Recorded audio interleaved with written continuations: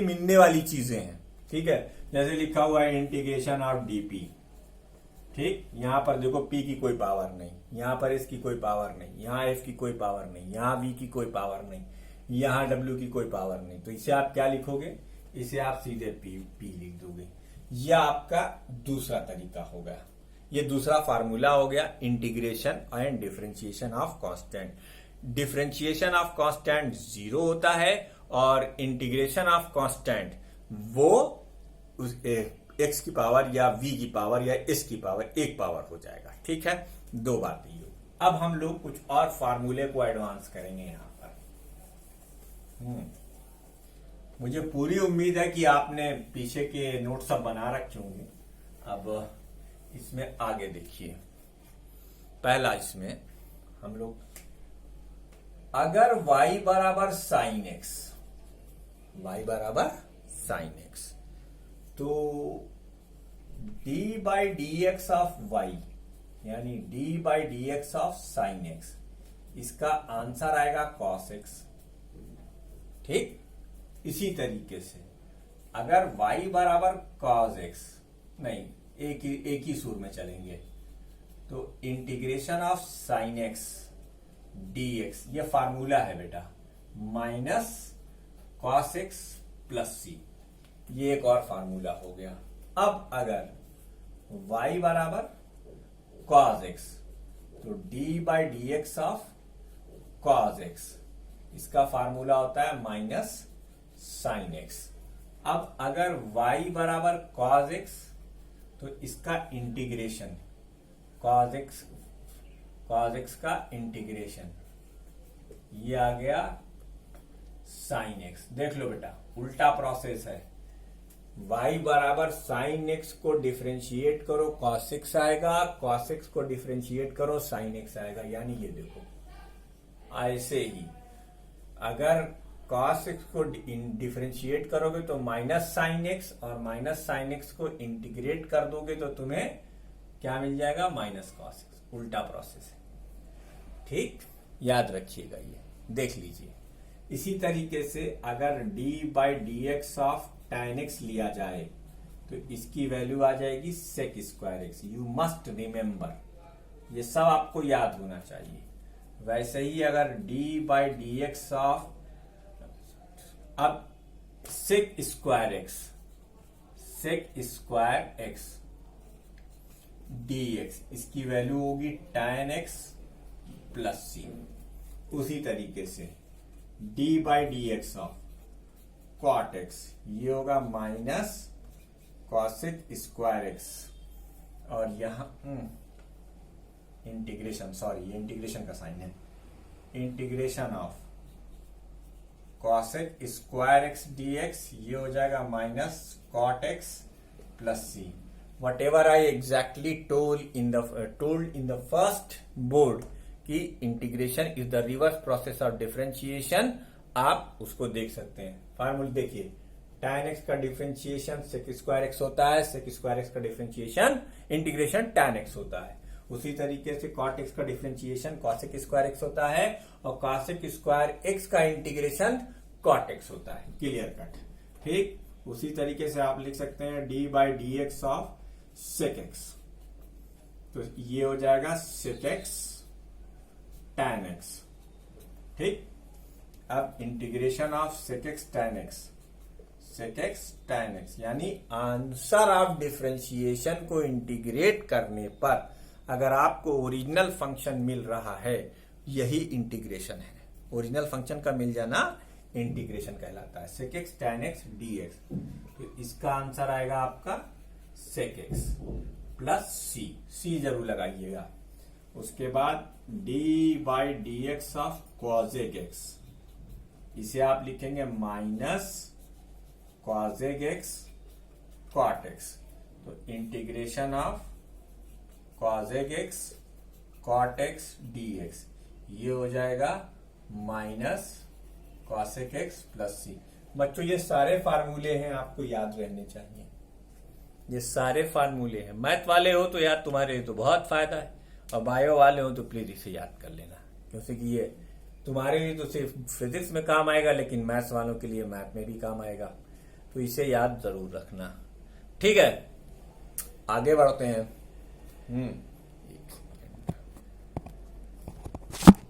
अरे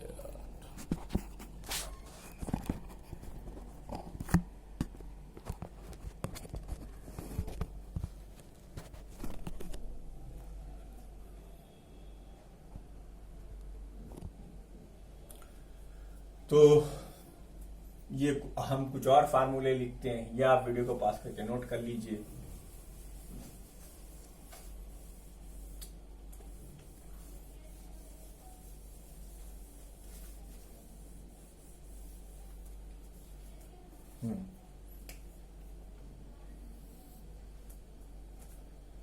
अगर y बराबर e की power x, it implied that d by d x of y is equal to d by d x of e की power x, और इसका differentiation e की power x ही होगा। उसी तरीके से अगर y बराबर e की power x exponential function, it implied that integration of e की पावर x dx e की पावर x प्लस c हो जाएगा। अगर y बराबर log x, तो it implied that d by d x of log x, ये हो जाएगा 1 बाई x। ठीक, अब अगर y बराबर 1 बाई x, इसे x की पावर -1 मानकर अलजेब्रिक वाला फार्मूला मत लगा दीजिएगा। यही एक ऐसा अलजेब्रिक फंक्शन है जो डायरेक्ट इस फॉर्म में आएगा, इसलिए इस पर सावधानी रखिएगा। Integration of 1 upon x dx is equal to log x plus c, ये देखिए। ठीक है, फिर अब अगर y is equal to a की पावर x, आप इसे भी जानते हो, ये पावर फंक्शन है, तो d बाई डी एक्स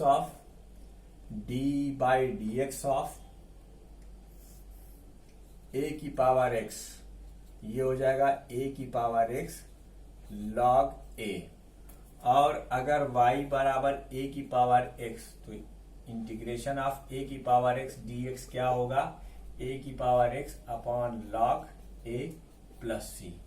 इतने फार्मूले बायो के बच्चे अपने लिए याद रखें, मैथ्स वाले बच्चे ये फार्मूले तो रखें ही रखें, साथ में उनको और भी बहुत सारी चीजें इंटीग्रेशन और डिफरेंशिएशन में बताई जाएंगी। तो अब हम एक आध दो एग्जांपल कर लेते हैं। जैसे फिजिक्स में यूज क्या है, फिजिक्स में यूज क्या है, इसे हम दिखाते हैं आपको। कहो let an object travel such that its distance varies with time as s is equal to 3t square 2t plus 1। ये देखो,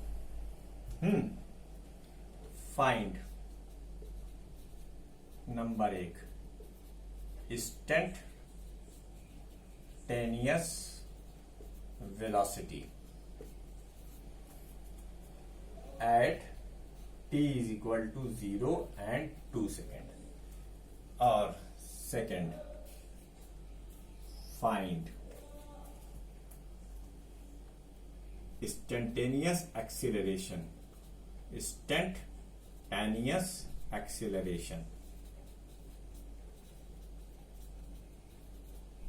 at t is equal to 0 and 2 second. अब ऐसा एक क्वेश्चन आपके सामने रखा हुआ है, ठीक है। इस क्वेश्चन को आप कैसे टैकल करोगे? तो गिवन क्या है आपके पास, s is equal to 3t square 2t plus 1। बेटा आपने एक फार्मूला 9th में पढ़ा था, rate of change of distance या डिस्प्लेसमेंट वेलोसिटी होता है, ठीक है। फिर आपने 11th में अभी डिफरेंशिएशन की जो डेफिनेशन सीखी है उसमें यही सीखा है ना कि अगर एक फिजिकल क्वांटिटी दूसरी फिजिकल क्वांटिटी का फंक्शन हो तो फिर हम डिफरेंशिएशन से रेट पता कर सकते हैं, और डिस्टेंस का ही रेट वेलोसिटी होता है, डिस्प्लेसमेंट का ही रेट वेलोसिटी होता है। तो हम लिख सकते हैं ds अपॉन dt, यानी 3 into D by D T of T square 2 into D by D T of T plus 1 into D by D T of T की पावर 0।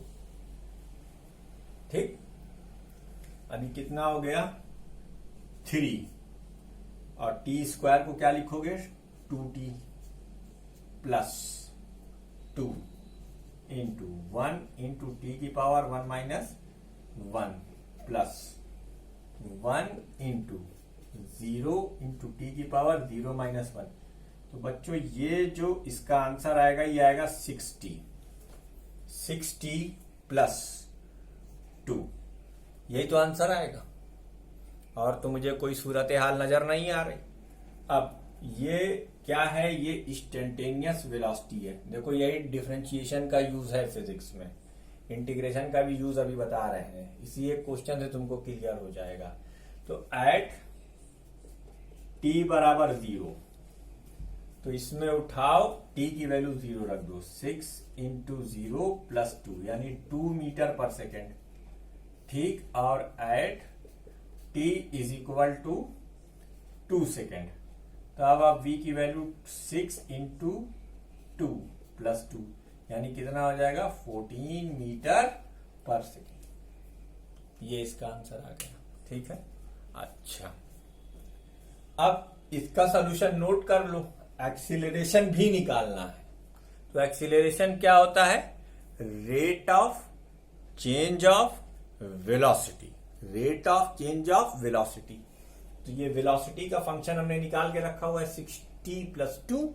इसी को आप एक बार और डिफरेंशिएट कर दीजिए। जैसे ही एक बार आप और डिफरेंशिएट करेंगे आपको एक्सीलरेशन मिल जाएगा। अब t बराबर 0 रखेंगे तो इंस्टेंटेनियस एक्सीलरेशन एट 0 सेकेंड मिलेगा, और अगर t बराबर 2 सेकेंड रख देंगे तो उसका एक्सीलरेशन आपको 2 सेकेंड पर मिल जाएगा। ठीक है, तो ये आपके लिए मैं छोड़ रहा हूं, आप इसे कर डालेंगे। ठीक है, अब इसके आगे हम और कुछ बताते हैं आपको। डेफिनिट इंटीग्रेशन क्या बता रहे हैं, definite integration. What is definite integration?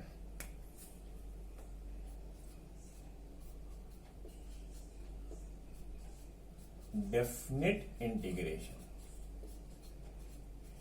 ठीक, यानी अब जो c था वो c की हमें लिमिट पता है, कहां से कहां तक। देखो, let y is equal to fx is integrable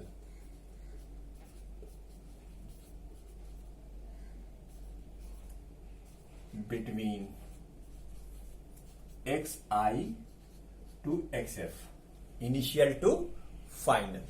ठीक है, अब हमने लिखा integration of xi to xf fx dx। ठीक, xi टू xf dx। ठीक है, इसको आप मान लीजिए इसका आंसर आता है आपका fx। ध्यान से देखिएगा, इसे आप लिखेंगे xi, इसे आप लिखेंगे xf। अभी काम पूरा नहीं हुआ दोस्त। अब यहां पर आप लिखेंगे f, x की जगह पर लिखेंगे x फाइनल, और फिर f की x की जगह पर लिखेंगे x इनिशियल। ये इसका फाइनल आंसर है। देखिए इसमें c गायब हो गया, क्यों? क्योंकि हमारे पास लिमिट मौजूद है। अब इसको एक दो चार जब तक सवाल नहीं करेंगे कैसे समझ में आएगा। देखो, let y is equal to x square, छोटा सा example, is integrable between xi is equal to 2 to xi is xf is equal to 4। Lower limit क्या है? इसे हम कहते हैं लोअर लिमिट। इसे क्या कहते हैं? Lower limit. और इसे क्या कहते हैं? Upper limit. ये आपकी अपर लिमिट है। ठीक, तो xi टू xf किसको करना है, एक्स स्क्वायर को। तो यहां xi बराबर आप 2 लिख दीजिए, xf ये बराबर 4 लिख दीजिए। इंटीग्रेशन किसका करना है बेटा, एक्स स्क्वायर का, किसके रिस्पेक्ट में, dx के। तो इसका आंसर क्या आएगा, x 2 + 1 अपॉन 2 + 1। ठीक, तो ये 1/3, 2 + 1 3, यानी 1/3 आपने बाहर लिख लिया। x³ लोअर लिमिट कितनी है 2, अपर लिमिट कितनी है 4, x3। अब ये कहां से 2 से 4 तक क्या हो जाएगा, ये देखो किसकी जगह पर रखना है, x की जगह पर। पहले क्या, अपर लिमिट यानी 4 का क्यूब, उसके बाद फिर क्या रखना है 2 का क्यूब, सॉल्व हो गया, खत्म। उसी तरीके से मान लो let y = cos theta is integrable between theta i = 30 degree to 32 90 degree मान लो। ठीक, तो अब फिर हम लिखेंगे इंटीग्रेशन 30 डिग्री से 90 डिग्री, किसको, cos थीटा को, किसके रिस्पेक्ट में, d थीटा के। हमने इस बार ऑपरेटर थीटा लिया हुआ है, क्यों, क्योंकि हमारी लिमिट थीटा के टर्म्स में दी हुई है। तो इसे हम लिखेंगे क्या लिखेंगे हम, साइन थीटा। कहां से इंटीग्रेशन शुरू किया है, 30 डिग्री से कहां तक ले गए हैं, 90 डिग्री तक। तो अब थीटा की जगह पहले 90 रखा जाएगा, फिर थीटा की जगह 60 डिग्री रखा जाएगा, 30 डिग्री रखा जाएगा, यानी ये हो गया sine 90 degree minus sine 30 degree. Sine 90 की वैल्यू आप जानते हैं 1 होती है, 1 माइनस, और साइन 30 की वैल्यू 1/2। आंसर कितना आ गया, 1/2। कितना आसान है ये तो अभी बहुत ही बेसिक्स हैं। ठीक है, इनके और भी क्वेश्चंस कर लेते हैं, चलिए। नोट, वीडियो को पास करके नोट करना, बार बार क्या बताऊं यार, आप खुद ही समझदार हैं। अब हम आपको कुछ क्वेश्चंस घर के प्रैक्टिस करने के लिए देते हैं, ये आप अपने रिकॉर्ड पर करेंगे और हमें आप अपना होमवर्क करने के बाद आप ग्रुप में पोस्ट करेंगे। It is your responsibility to do the job. ठीक है, जो नहीं आएगा उसको हम बताएंगे। मान लीजिए y बराबर x⁻⁴ एक क्वेश्चन, इसको इंटीग्रेट करना है। Second question, y = x⁻⁴ practice make a man perfect. Third, y = 4x + 2। ठीक, फोर्थ, ये हम कॉपी में ये हम आपके उसमें देखेंगे, I will give you 2 days, यानी आज आपको वीडियो मिल रहा है, परसों आप इसे पोस्ट कर लिया, यानी कल मैं मंडे के दिन वीडियो पोस्ट करूंगा ये, और आपको वेडनेसडे को ये सबमिट करना है व्हाट्सएप पे, आप बाकायदा आपने उसके साथ। It is mandatory. y = e⁻x + sin x। Fourth, fifth, y = log x + tan x। ठीक, ये 5। ऐसे ही छठा question, y = sec x + x³। ठीक, सातवां क्वेश्चन, ये सब इंटीग्रेशन करना है, फाइंड द, अभी हम नीचे लिख देंगे। 7 question, y = 4x⁵ + 7x³ - 2x² + a constant माना जाएगा, ये भी आपको करना है। 8वां क्वेश्चन, ये सब हम देखेंगे, आपकी कॉपी सॉल्व कीजिएगा और इसे ग्रुप में, स्कूल वाले ग्रुप में होमवर्क ऑफ फिजिक्स करके लिख के उसके नीचे अपना फोटो भेज दीजिएगा। 8th, y = cot x + log x है। फिर 9th, y is equal to x की पावर 1 प्लस 5 प्लस x की पावर 1/2, ठीक है। 10th y is equal to 4 sin x plus 2, इसका करना है आपको। ऐसे ही इंटीग्रेशन में भी मैं कुछ दे रहा हूं आपको इंटीग्रेट करना है इसको साइन x को in the limit i is equal to 30 degree to x2 is equal to 60 degree. ऐसे ही आपको इंटीग्रेट करना है tan x को in the limit sec x tan x in the limit x1 is equal to 30 degree to 60 degree, ये x2 है, ठीक। Third एक और आपको करना है क्या, e की power x in the limit xi is equal to 0 to xf is equal to 1। ये इतने क्वेश्चन आपके होमवर्क के लिए हैं, ठीक है बेटा। देखो घबराना नहीं, जो नहीं आएगा उसे आप 1-2 बार वीडियो पोस्ट करके देखोगे, हम सोल्यूशन भी पोस्ट कर देंगे, आप घबराइए नहीं। तो इसका भी आप इसको भी नोट कर लीजिए। तो ये खत्म होता है आपका डिफरेंशिएशन और इंटीग्रेशन पूरा। यहीं पर चैप्टर वाइंड अप हुआ। अब हम लोग प्योर फिजिक्स में वापस आएंगे। अभी इसके लिए हम आपको एक एक्सरसाइज देंगे क्वेश्चंस की, उससे आप जो है और अच्छे से कर सकते हैं, ठीक है। चलिए 2-4 क्वेश्चन कहिए तो मैं और करा देता हूं आपको, है ना। तो ये आप वीडियो को पॉज करके नोट कर लीजिए, उसके बाद हम आपको कुछ और क्वेश्चन भी करा देते हैं, ठीक है।